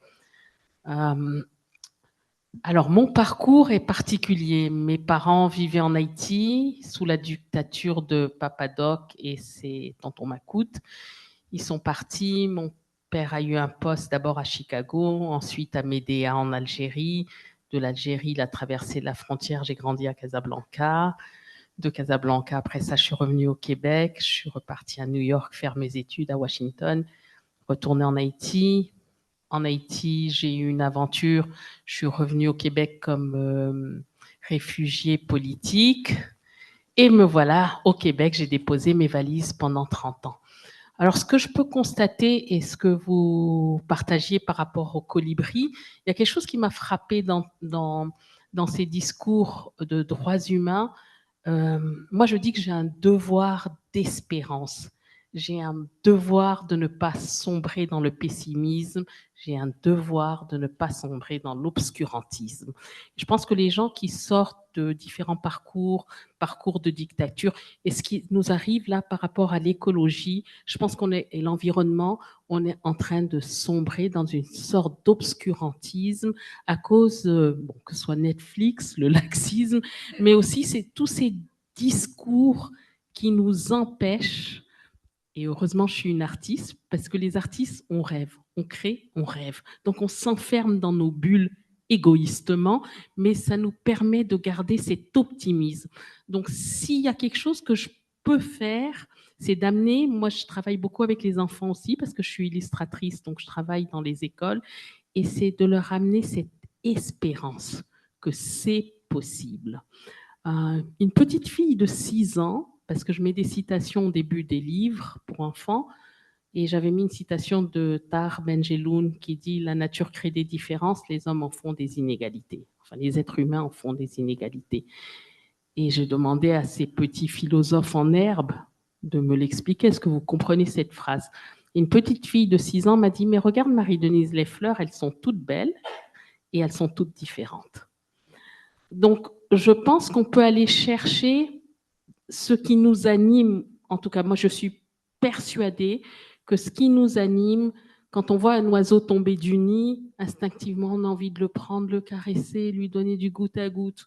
On a cet élan, je pense, d'humanité en nous qui fait qu'on devrait être capable on parlait des enfants, on a envie de protéger un enfant. Si jamais une voiture passerait, on verrait un enfant qui va traverser, on est prêt à se jeter sous les roues de la voiture. Alors pourquoi ne pas le faire avec enfant nature plutôt que mère nature? Voilà, donc c'est à peu près ça mon parcours. Bien, merci.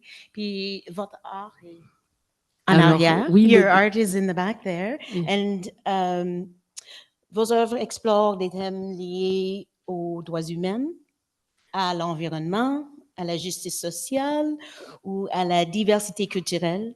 Comment ces thèmes se manifestent dans votre art qu'on peut voir juste en arrière? Alors, je vais répondre un peu, et il y a un représentant de la municipalité. Les, les ateliers d'artistes se font rares. Donc, j'ai un petit atelier chez moi, et à force d'accumuler des choses, je me dis, mais ça n'a plus d'allure. Why should I all the time be buying stuff? And I started recycling. Recycling for the reason que je voulais d'abord d'envoyer un message qu'avec tout ce qui est en surplus, dans cette surconsommation, qu'on doit jeter dans les poubelles, peut être restauré pour faire du beau. Donc ça, c'était le premier élan. Puis après ça, il y a eu d'autres élans. Je travaille avec les chaînes de vélo, vous pourrez voir derrière. J'avais besoin d'abord c'est un trompe-l'œil, de montrer que ce qu'on voit, c'est pas tout à fait ça. Donc de loin, on a l'impression de voir un tissu africain, et en se rapprochant, on va voir que ce sont des chaînes de vélo, et de commencer à réfléchir aussi sur la pollution, les gaz à effet de serre, etc. Puis j'ai travaillé avec des semences pour parler aussi de Monsanto, pour parler des déplacements des populations. Et je me dis, je n'ai pas la prétention de dire qu'en voyant cet art, les gens vont peut-être avoir un déclic, mais si une personne commence à réfléchir en se rapprochant de l'œuvre, à me poser des questions, j'espère que ce sera aussi cette petite semence. Merci.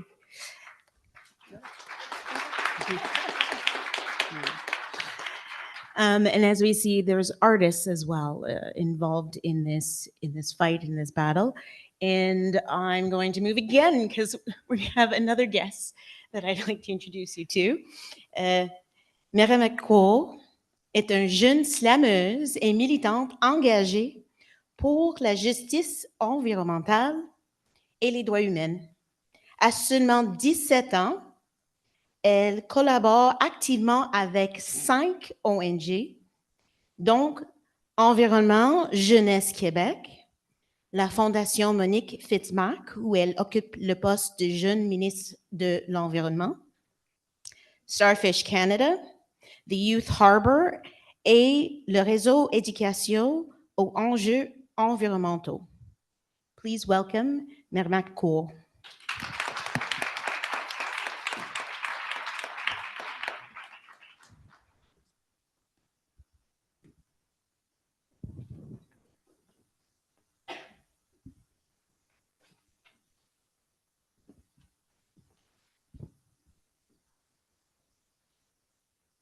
Tout est fini.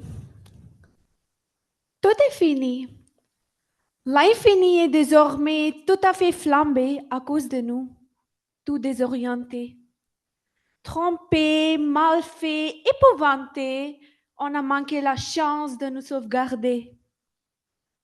Et cela nous a finalement impactés, remarqués, démarqués, pendant que nous étions en train de bavarder, que on a le temps est toujours là, le temps ne court pas. Et nous allons trouver des belles solutions officiellement sur l'environnement. Mais, finalement, les belles solutions sont là. Tout est là, mais hélas, malheureusement, le temps n'est plus là. Le temps qui était là pour toujours a décidé de courir, de prendre son envol vers un avenir dévastateur. Et voici, nous sommes ici impuissants à subir les conséquences de nos actes imprudents. Nous savions bien qu'il y avait une urgence d'agir sur les changements climatiques, tels que les phénomènes météorologiques extrêmes, que ce soit la fonte des glaciers ou l'élévation du niveau de la mer. Oui, je n'oublie pas de mentionner la pollution qui existait sous différentes formes avec beaucoup de variétés, comme l'air, de l'eau et du sol, nous affectant bien ainsi que notre environnement et notre santé humaine. La déforestation est aussi dans la liste qui est un problème colonialiste. La destruction des forêts laissant des cicatrices profondes, j'aimerais mieux vivre dans un autre monde. Et ça ne finit pas ici, car nous avons toujours oublié de conserver la nature. Oh, on était beau et bien mature. La conservation, la préservation de la nature, dans sa beauté, sa pureté, la faune, la flore et la biodiversité sont les victimes silencieuses de notre complexité. Réveillons-nous, agissons bien, réparons nos erreurs maintenant avant que l'infini ne soit vraiment fini.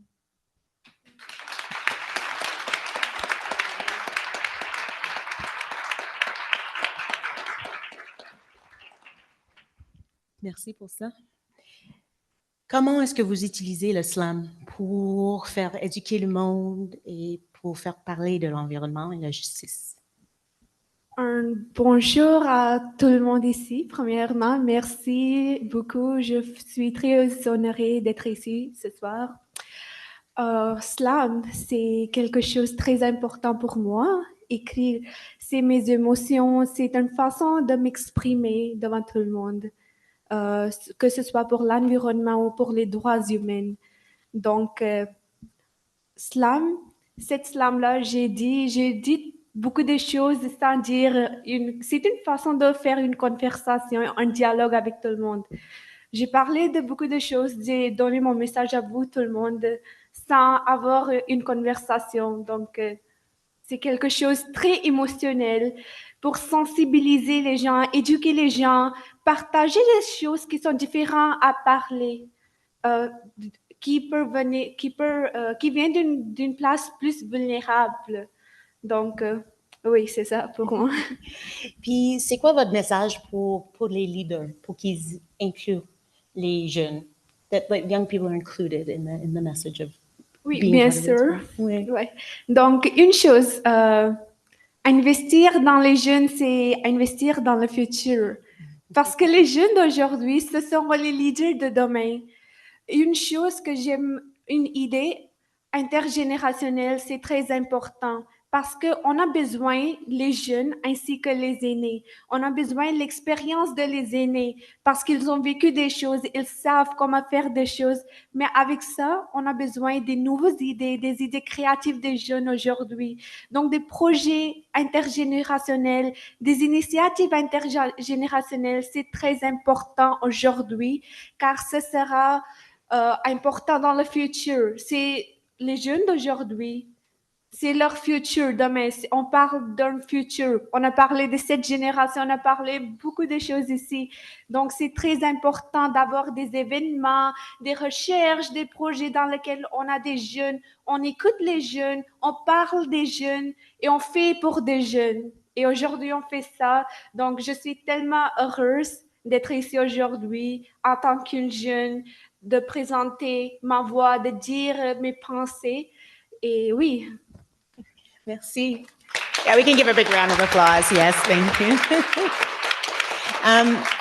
Now, I'm sure, based on what you've all heard, you might have many questions yourself. So if you could raise your hand, and I will come down. If you have any questions for the panelists, please just raise your hand, and I'll come by, and you can ask them. So, yeah, they're all here. Now's the opportunity. Yeah. Juste dire votre nom, puis à qui vous dirigez votre question. Merci. Moi, c'est Anna Isabelle. Et c'est une question en fait pour Melissa. Et bon, je t'admire beaucoup. Là, je suis un peu tes actions depuis longtemps. En fait, moi, je crois que l'avenir va reposer largement sur les savoirs autochtones, que ce soit ici et en Amérique latine, dans d'autres pays. Est-ce qu'à l'heure actuelle, ici au Canada, au Québec, est-ce qu'il y a comme une sorte de coalition, une sorte de mouvement uni des différentes communautés autochtones pour que ça puisse faire avancer les choses? Je parle tellement longtemps, ils m'ont repris le micro. Il y a une chose qui est vraiment importante, c'est qu'on parle des savoirs autochtones parce qu'ils ont été vraiment mis distincts des autres savoirs. Mais les savoirs autochtones, ce sont des savoirs humains. Des savoirs qui sont basés sur le territoire sur lequel on se trouve. Et les coalitions, dans le fond, c'était, moi j'appelle ça l'université de la forêt. C'est quand on se croisait sur le territoire, qu'on faisait un cercle, puis qu'on disait « Ah, moi j'ai fait ça avec telle plante. Ah, ouais, t'as fait ça. Mais j'ai pas cette plante-là. Mais hey, je vais essayer avec ça. OK, bye, bye. » Et on retournait chez nous. Donc, en se promenant sur le territoire, on se rencontrait, on échangeait. Des fois, on se chicanait, là, je veux dire, il ne faut pas idéaliser non plus les peuples autochtones comme étant plus sains que sains. On était des humains. Aujourd'hui, malheureusement, on est arrivé au bout de ce que le capitalisme avait de meilleur à nous offrir et on est en train d'aller racler le fond des tiroirs pour des moins bonnes idées. Et moi, je pense qu'il y a des bonnes choses qui se sont développées dans le capitalisme, il y a des bonnes choses qui se sont développées dans le socialisme, il y a des bonnes choses qui se sont développées dans les savoirs autochtones. Présentement, on est en besoin de savoirs autochtones. Pourquoi? Parce que ce sont des savoirs qui sont basés sur comment vivre dans un territoire limité, avec des ressources limitées, mais s'assurer qu'on peut vivre de façon illimitée. C'est pour ça que j'ai beaucoup aimé ton poème, ton slam. Alors, je pense que les coalitions entre groupes autochtones, il faut comprendre qu'on est très occupés présentement. On doit faire la réconciliation, on doit guérir des pensionnats, on doit s'assurer que les femmes assassinées disparues, ce ne soit pas quelque chose qui continue. Donc, les personnes autochtones sont surdemandées, surrequis. Puis en plus, le partage des savoirs, souvent, c'est un risque qu'on prend parce que ça peut être pris, mis en sachet et après ça vendu. Fait qu'il y a encore des relations à bâtir entre autochtones, parce qu'on a été sédentarisés, donc il faut qu'on reconnecte nous-mêmes entre nos communautés et aussi avec les allochtones. Mais c'est important de le faire parce que ce sont des savoirs humains et c'est des savoirs que si je ne le transmets pas aux enfants, aujourd'hui c'est ça que je fais avec mon livre Nuchimit, avec le livre pour enfants, c'est de donner des savoirs qui appartiennent aux humains, à tous les enfants humains. Parce que si je les donne juste à mes enfants, peut-être que mes enfants vont aller bien, mais ils vont être entourés d'enfants qui ne vont pas bien, puis qui vont recommencer ces systèmes d'oppression qu'on voit présentement. Donc, c'est vraiment de connecter, de voir et aussi de mettre plus à l'horizontale qu'à la verticale nos manières de se voir. Donc, aussi partager nos savoirs, pas juste dans les institutions, mais vraiment au niveau du grand groupe.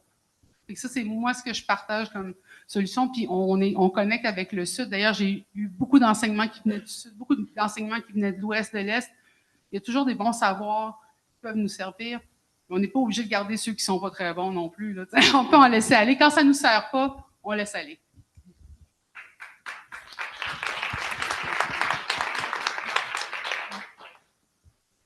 Bonsoir, mon nom est Laurence, je suis de la Ligue des droits et libertés et j'ai une question. Toutes les réponses m'intéresseraient, mais peut-être plus en particulier pour Madame Puentes. En fait, on a beaucoup parlé de droit à un environnement sain, mais j'avais envie de vous entendre un peu plus au sujet de l'importance de la démocratie pour pouvoir mettre de l'avant ce droit-là. Là, tout le monde va penser que j'ai en tête Trump et tout, mais non, pas vraiment, pas seulement. En fait, je pense vraiment comme à notre possibilité d'accéder à l'information. Ça, on en a parlé un peu. Le droit que les populations ont de participer vraiment aux prises de décisions en matière environnementale et à être protégées contre toute forme de répression et l'accès à la justice qui a été mentionné aussi. Mais dans le fond, ma question, c'est un peu comment on peut faire en sorte, alors qu'on assiste à une tendance à l'effondrement des droits humains de façon généralisée, comment on peut faire en sorte d'encourager les gens à avoir des hautes exigences en matière de démocratie, y compris dans des endroits comme le Canada qui n'a pas signé la Convention d'Aarhus, y compris dans des endroits où on a l'habitude qu'accéder à l'information soit très compliqué, etc. Donc, comment on peut avoir cette dimension-là aussi qui puisse prendre une importance dans la tête des gens? Est-ce que ça vous paraît important de le faire?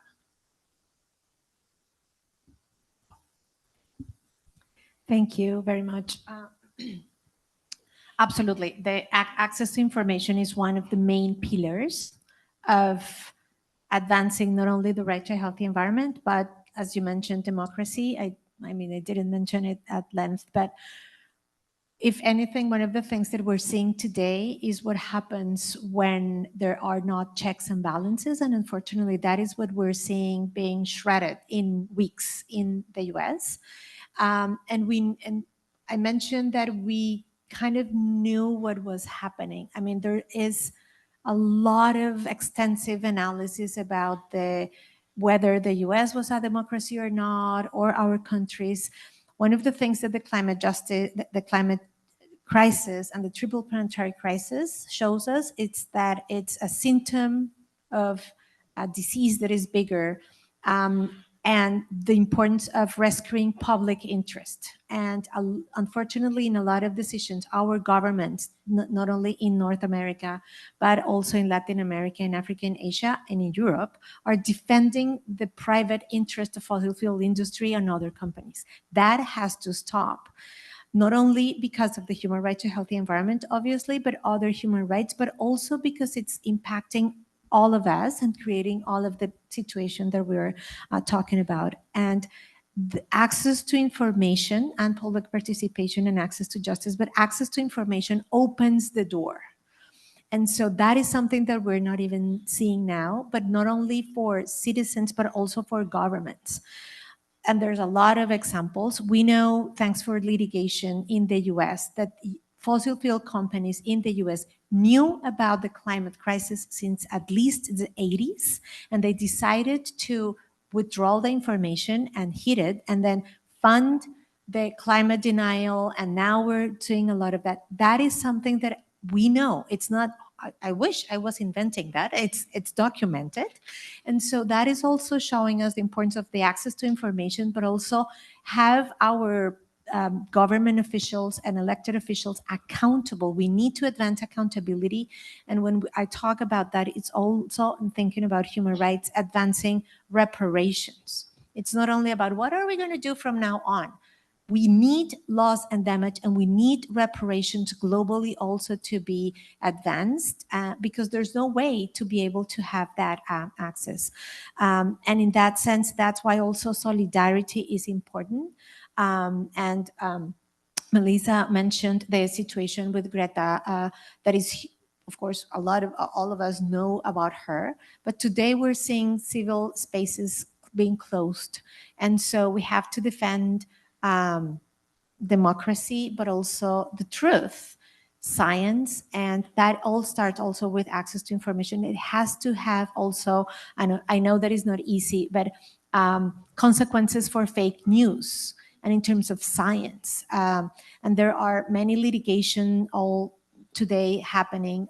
I was part of a litigation that was decided last year in the Inter-American Court on Human Rights that is linked with La Oroya in Peru. And one of the things there under the litigation was the right of access to information of the population in La Oroya, because they didn't know what was happening in the contamination, the water that they were drinking, and the air that they were breathing.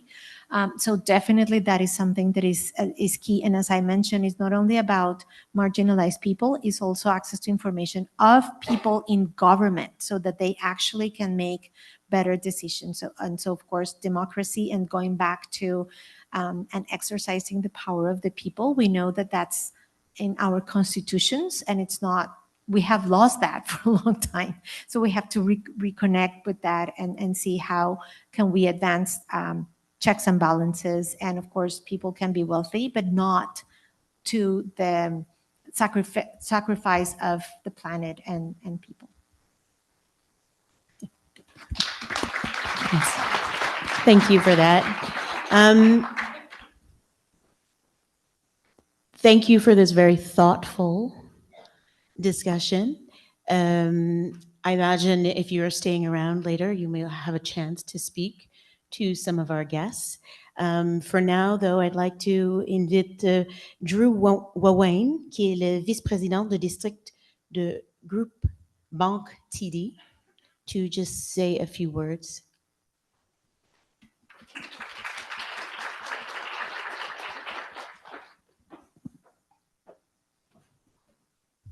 Thank you, Lisa. I just wanted to start by saying, first of all, wonderful event and very thought-provoking. I'm going to read a bit of a text, but I'm also going to speak from the heart. I think it's the most important thing to do. We work in a company, we support events like this.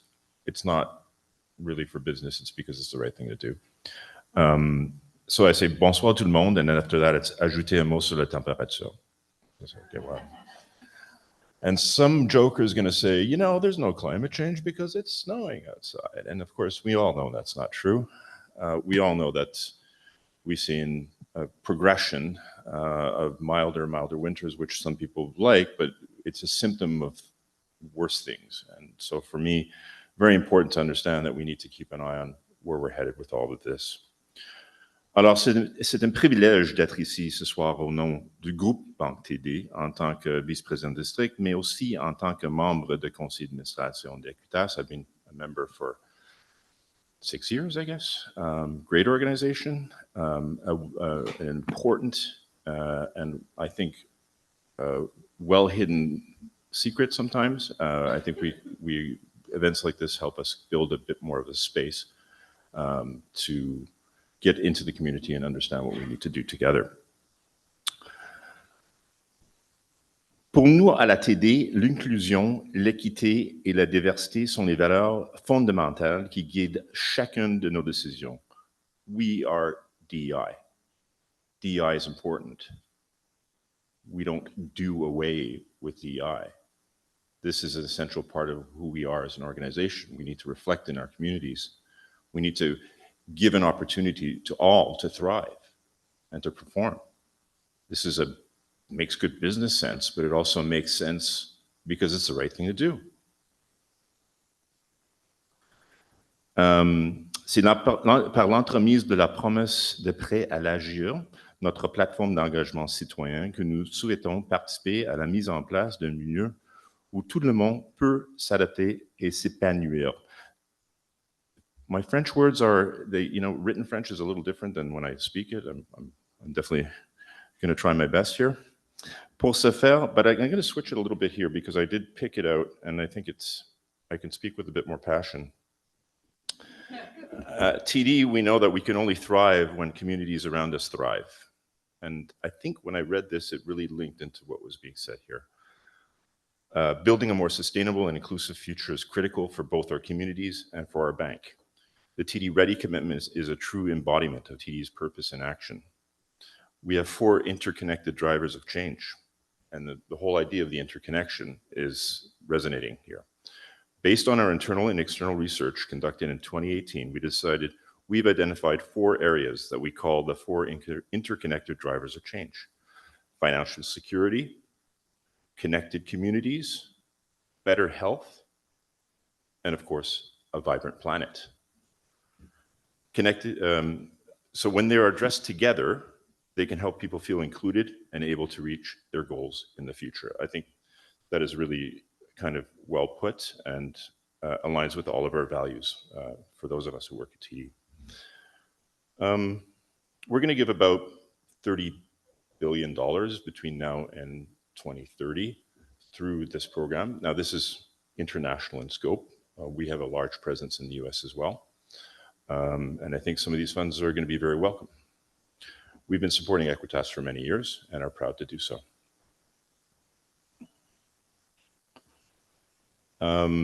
Merci de votre engagement à transformer la division en dialogue et ainsi bâtir un monde plus inclusif où chacun peut se trouver sa place.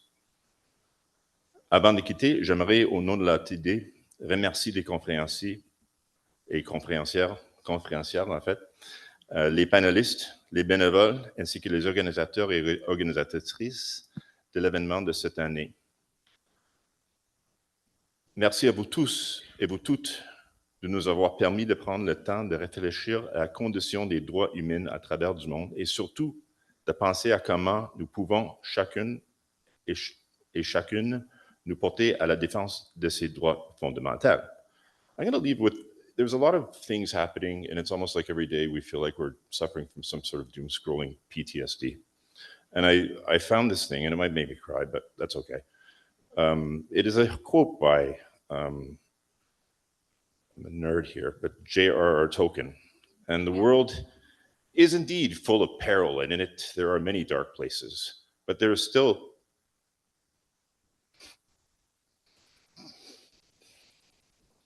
I don't know if I can do this.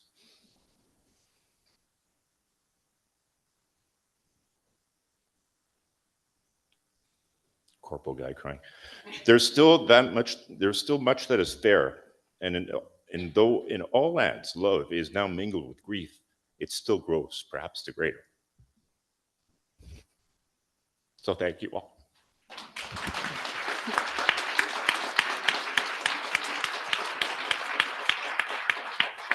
I almost fell off the stage. Thank you, Drew. I'd like to call now Karine Joisil, qui est membre du conseil d'administration d'Equitas, pour dire le mot de fin.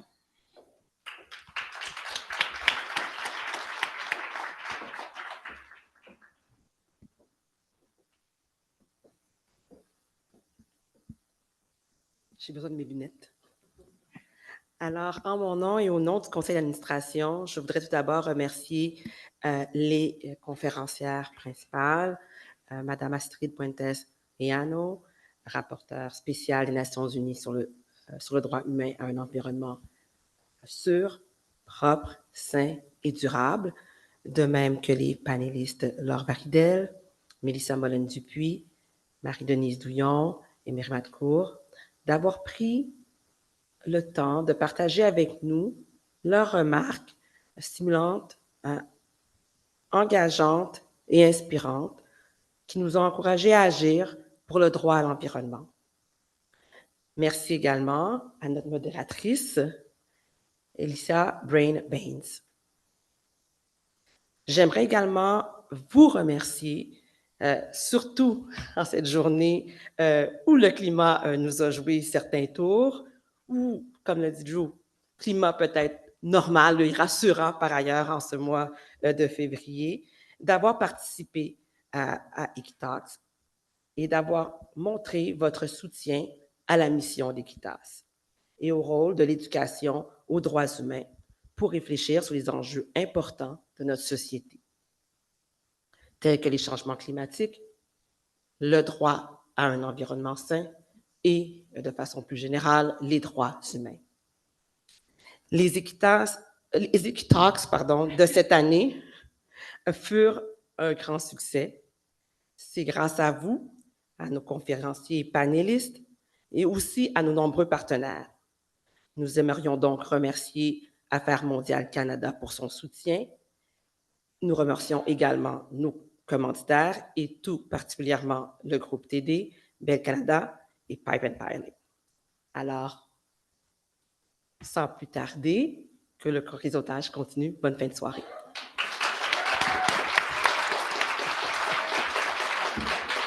Merci, Karine. Et merci à vous d'être venus. Thank you all again for coming. Have a wonderful night. Please remember to bring back your headphones if you were using them for the translation. Merci encore. À la prochaine.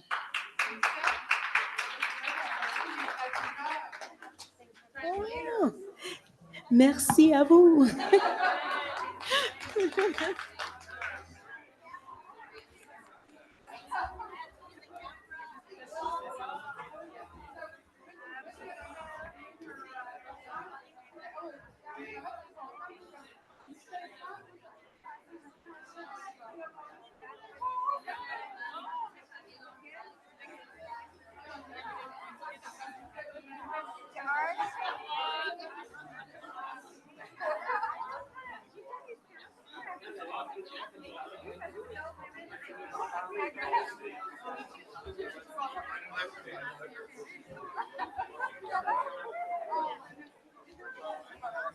Sean